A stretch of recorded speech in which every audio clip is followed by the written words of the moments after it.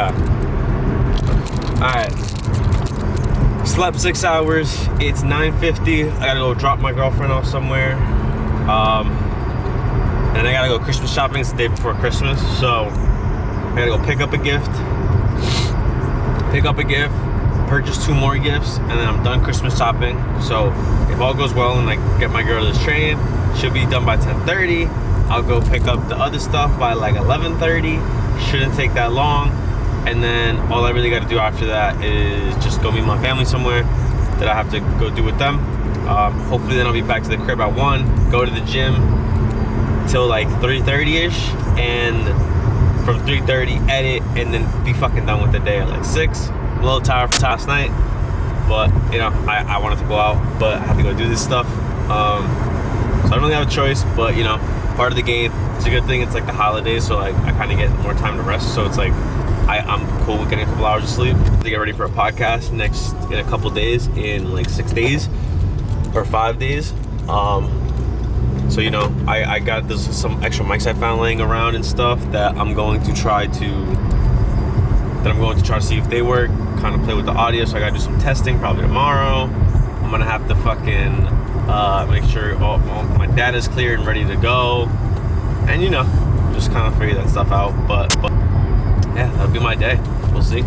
Alright, it's fucking 12:09. Shit didn't go as planned. Tried to do some Christmas shopping. Got some fucking Chick-fil-A. The fat fuck that I am. On a diet. So we got a Diet Coke. But I don't know if I'm still meeting my parents. We're gonna see. I said to go do Christmas shopping, but the goal is still to head to the gym by 3. We're finally fucking home. It is what? It's 4:05. I won't even lie. This Christmas stuff and dropping my girl off and like doing all this stuff.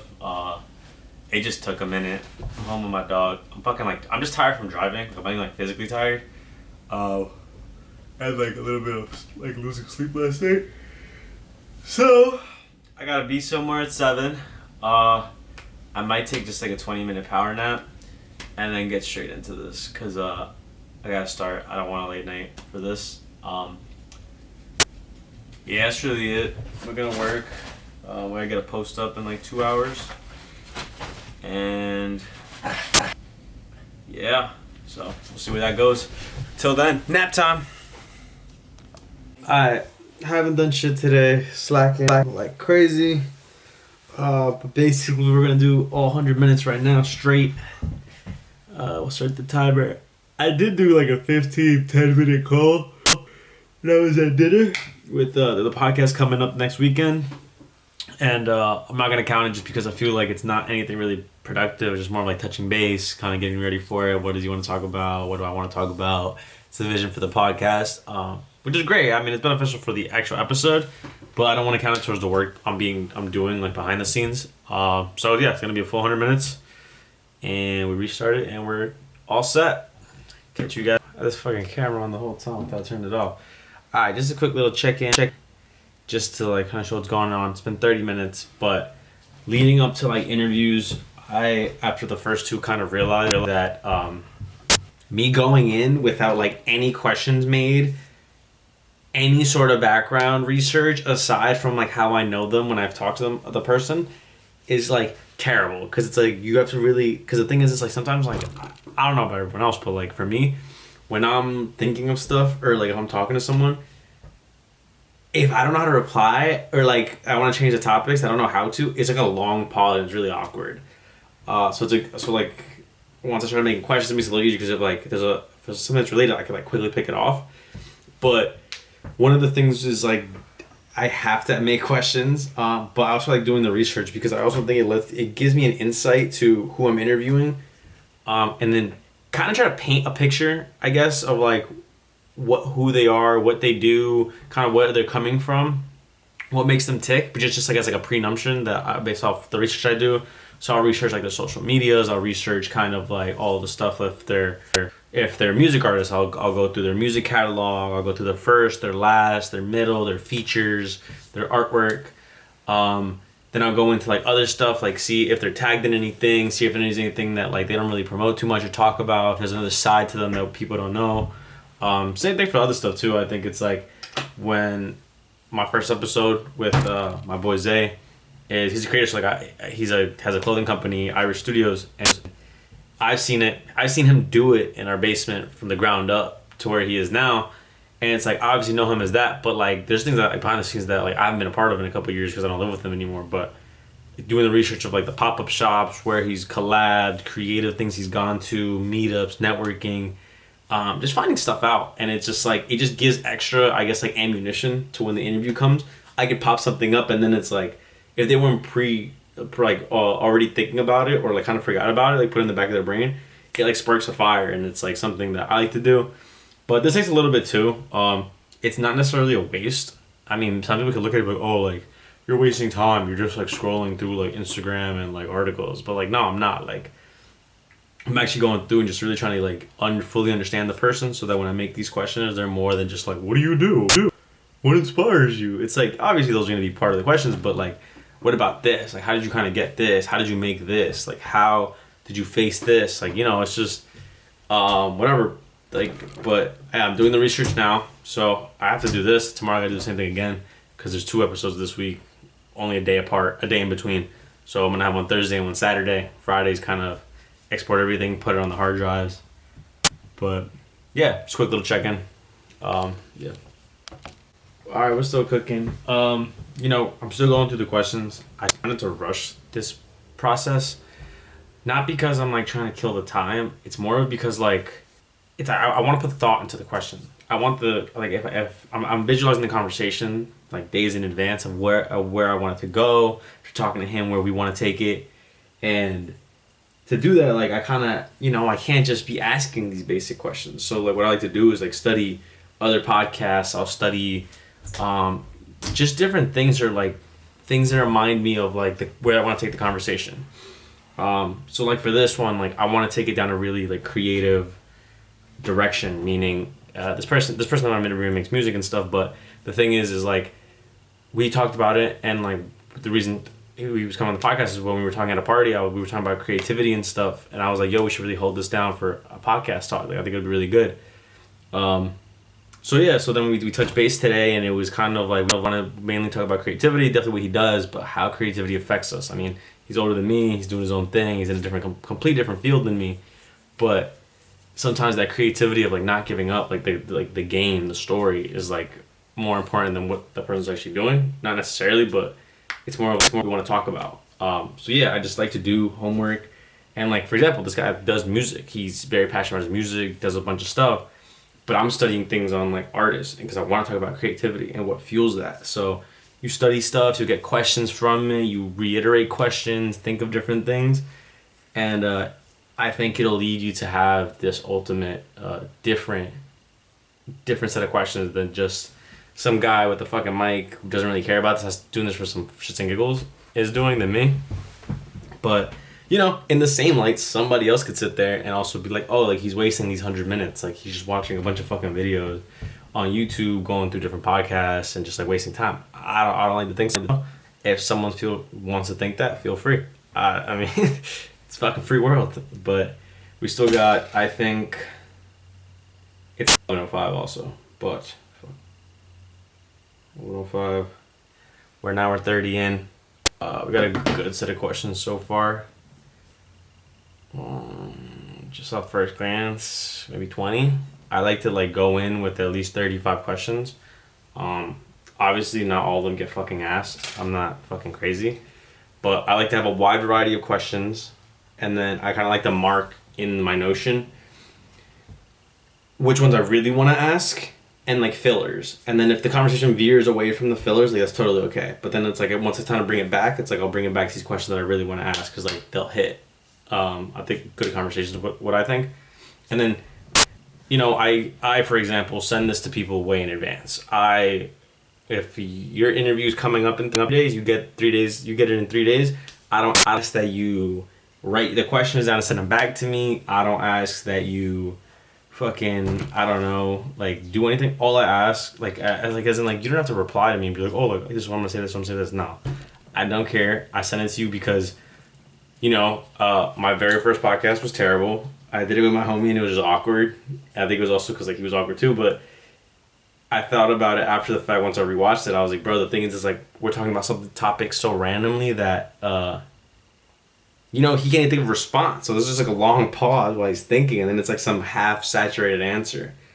So with this, I always send it to them, and I'm like, hey man, like just sit on this, think about them, as the coming days, just think in the back of your head, and nothing really else. Just kind of like these are the questions I want to prepare you for, and let's say if I have 35 questions, I have usually 20 that I sent to him and 15 that I don't show him. This way, it's a real organic conversation, and then I like to throw those in the mix, having something that he's already formulated and what he's passionate about and that really wants to say, getting the message across accordingly, and then the surprise ones to kind of spark that creativity of like natural conversation.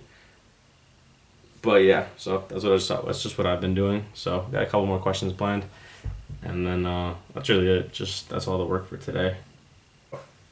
Just fucking side note. Every time I watch back these clips when I'm like putting them together, I'm fucking ugly as shit. Like in my fucking selfie camera, I be thinking I'm like some bad bitch. Nah, I fucking look at these clips, I'm like, ugh, my nasty looking motherfucker. Whatever. We're at a little bit over an hour 50 minutes. There's 2 podcasts that I want to interviews that I want to study to kind of finish the questions, but we're about like 22 questions.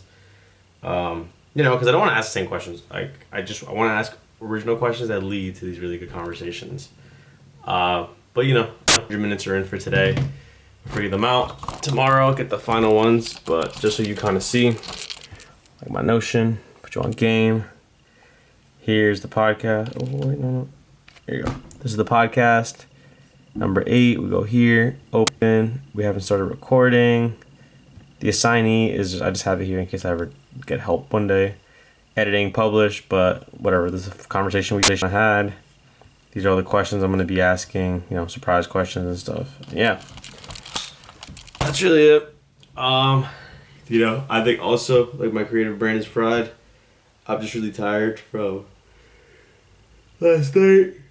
And just today with all like the driving, I think I was driving for like 6 hours, just everywhere on the island, finishing everything up, helping people with stuff, dropping my girl off. And I think it was really one of those days where, I didn't want to do this. I like really considered like I won't even lie. There was a portion of me that was like, what if I just don't? I relax all day, and then tomorrow I just do 200 minutes.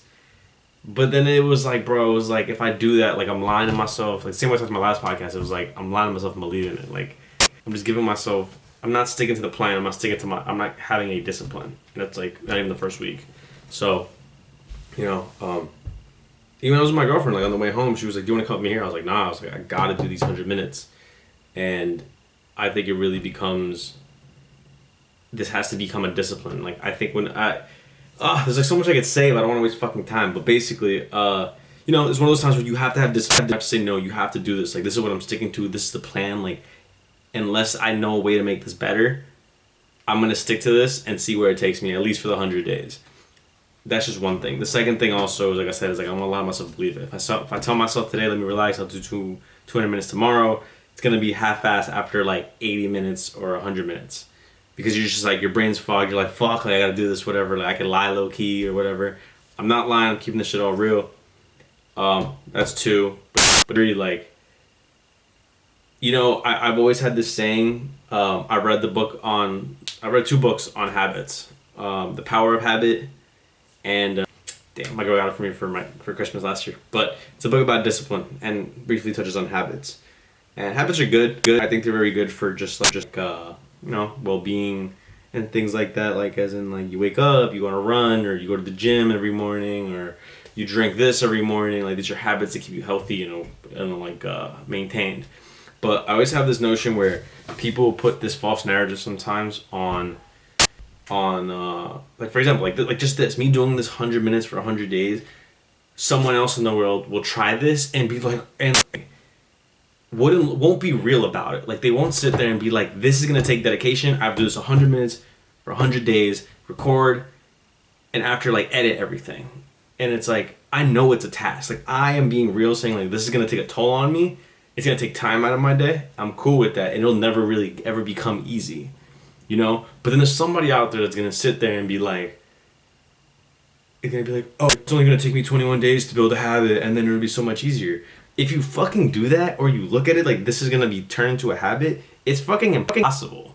Like that's literally impossible. And I hate when people even say that about the gym or anything along those lines. That it's more than just like a quick action. Like that's not a fucking habit. It takes a lot of discipline. It takes self awareness. It takes a lot of just fucking like mental strength to do that.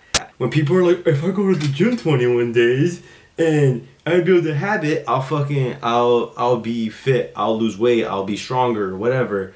If you go into it like that, you understand after 3 days, your brain is gonna give up and be like, I don't even want to do this. You'll stop. Same thing with this. If I'm not being real with that, this is gonna be a task or this is gonna be hard, and like being real with myself up front, for yesterday would have quit and just been like, you know what, today I'm tired. I like drank last night. I was up late. I was working on this. I deserve a day off. Like, nah. Like, you have to understand and be so real with things up front.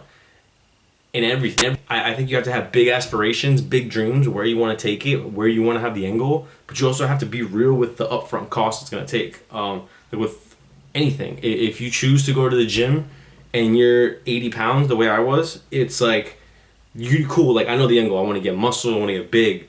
But then you have to be real with the upfront cost, which is like, I'm going to feel ashamed. I'm going to be embarrassed lifting weights. I don't know how to lift. I'm going to be watching videos maybe beforehand in the gym. People could be staring. If I wear a tank top because I feel good all of a sudden after a week or whatever, like people are going to look at me weird. In 3 days, I know I'm not going to want to go back because my muscles are going to hurt. Like, you have to self-evaluate these things earlier in advance so that when the thought does come across, you like cut it off and you're like, okay, cool. Like, I knew this was going to happen. Like, this is just part of the game.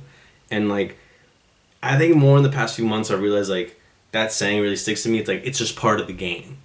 And you're going to take hits. Like, you're going to take fucking hits. You're going to have bad days. You're going to have bad episodes. You're going to have bad lifts. You're going to have bad mental fog days. And like, it's just part of the game. Like, that's just part of the game of life. And it's like, and everything. And I don't know. I mean, maybe that'll be a saying that I'll stick by, but that's my little rant.